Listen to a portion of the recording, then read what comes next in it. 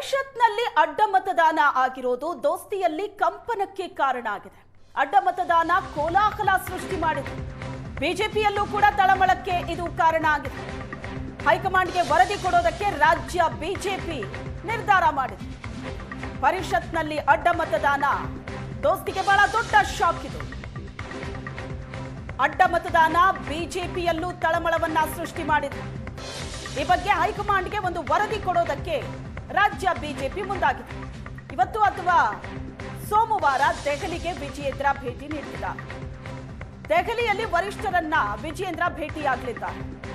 ಅಡ್ಡ ಮತದಾನ ಮಾಡಿದವರ ವಿರುದ್ಧ ಕ್ರಮಕ್ಕೆ ಬಿಜೆಪಿ ಚಿಂತನೆ ನಡೆಸಿದ್ದಾರೆ. ಬಿಜೆಪಿ ಬಹಳ ರಿಲ್ಯಾಕ್ಸ್ ಆಗಿತ್ತು. ಇಬ್ಬರು ಅಭ್ಯರ್ಥಿಗಳನ್ನ ಕಣಕ್ಕಿಳಿಸಿತ್ತು.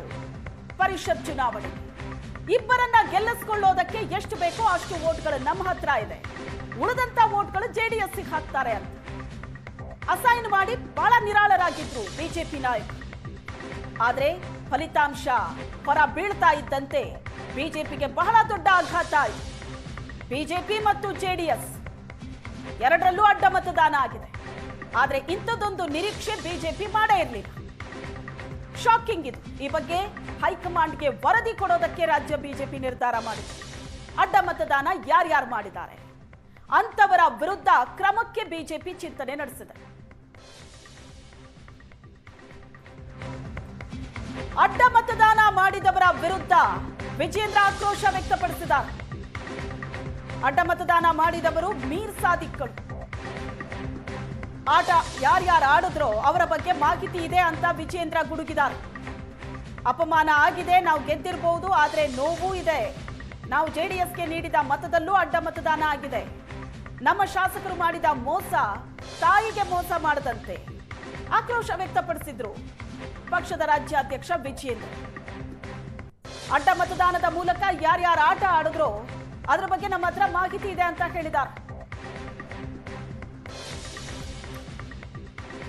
ಆದರೆ ನಿನ್ನೆ ಮತದಾನ ಆದಂಥ ಸಂದರ್ಭದಲ್ಲಿ JDS ಪಕ್ಷದಿಂದನೂ ಕೂಡ 6-7 ಅಡ್ಡ ಮತದಾನಗಳಾಗಿದ್ದಾವೆ. BJP ಇಂದಲೂ ಕೂಡ 5ಕ್ಕೂ ಕನಿಷ್ಠ 4-5 ಅಡ್ಡ ಮತಗಳು ಆಗಿದ್ದಾವೆ ಅನ್ನುವ ಮಾಹಿತಿ ನಮಗೂ ಕೂಡ ಸಿಕ್ಕಿರುವಂಥದ್ದು. ನಾನು ಈ ಸಂದರ್ಭದಲ್ಲಿ ಹೇಳ್ತಕ್ಕಂಥದ್ದು ಇಷ್ಟೇ, ನಮ್ಮದು ಒಂದು ರಾಷ್ಟ್ರೀಯ ಪಕ್ಷ.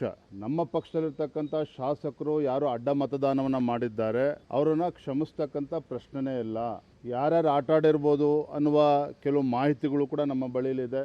ಆದರೆ ನಿನ್ನೆ ಈಗಾಗಲೇ ನಮ್ಮ ರಾಷ್ಟ್ರೀಯ ನಾಯಕರ ರಾಷ್ಟ್ರೀಯ ಅಧ್ಯಕ್ಷರ ಅಪಾಯಿಂಟ್ಮೆಂಟನ್ನು ಕೂಡ ನಾನು ಬೆಳಗ್ಗೆ ಕೇಳಿದ್ದೇನೆ. ಸಾಧ್ಯ ಆದರೆ ಇವತ್ತೇ ಕೊಡಿ ಅಥವಾ ಯಾವಾಗ ಕೊಟ್ಟರು ಕೂಡ ನಾನು ತಕ್ಷಣ ಬರ್ತೇನೆ.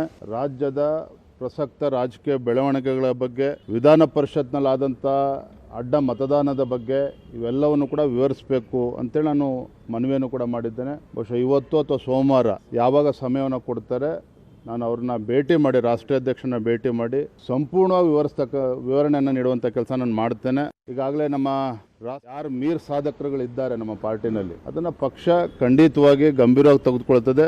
ಏನು ಅವ್ರ ವಿರುದ್ಧ ಆ್ಯಕ್ಷನ್ ತೆಗೆದುಕೊಳ್ಬೇಕು ಅದನ್ನು ತಗೊಳ್ತೇವೆ. ಬಹುಶಃ ಇವತ್ತು ಅಥವಾ ಸೋಮವಾರ ಯಾವಾಗ ಸಮಯವನ್ನು ಕೊಡ್ತಾರೆ ನಾನು ಅವ್ರನ್ನ ಭೇಟಿ ಮಾಡಿ, ರಾಷ್ಟ್ರೀಯ ಅಧ್ಯಕ್ಷನ ಭೇಟಿ ಮಾಡಿ ಸಂಪೂರ್ಣವಾಗಿ ವಿವರಣೆಯನ್ನು ನೀಡುವಂಥ ಕೆಲಸ ನಾನು ಮಾಡ್ತೇನೆ. ಆದರೆ ಒಂದಂತೂ ಸತ್ಯ, ಯಾರು ಮೀರ್ ಸಾಧಕರುಗಳಿದ್ದಾರೆ ನಮ್ಮ ಪಾರ್ಟಿನಲ್ಲಿ ಅದನ್ನು ಪಕ್ಷ ಖಂಡಿತವಾಗಿ ಗಂಭೀರವಾಗಿ ತೆಗೆದುಕೊಳ್ತದೆ. ಏನು ಅವ್ರ ವಿರುದ್ಧ ಆ್ಯಕ್ಷನ್ ತೆಗೆದುಕೊಳ್ಬೇಕು ಅದನ್ನು ತಗೊಳ್ತೇವೆ. ಯಾರು ಮೀರ್